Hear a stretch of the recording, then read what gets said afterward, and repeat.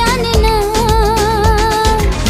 মনই জানে যে কার নাম মনেতে লেখা আছে, কেউ তা জানে না।